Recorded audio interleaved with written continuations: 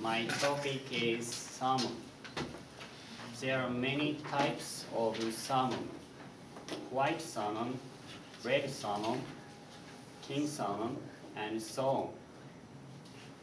Salmon have red meat, but they are categorized as white meat fish.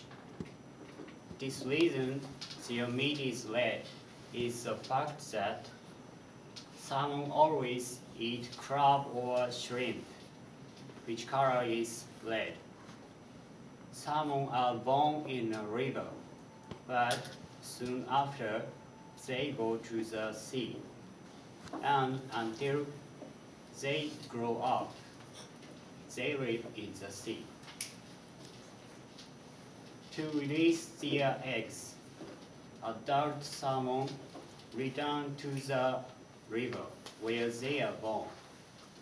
Scientists have never been able to solve the reason why they can return to the same river.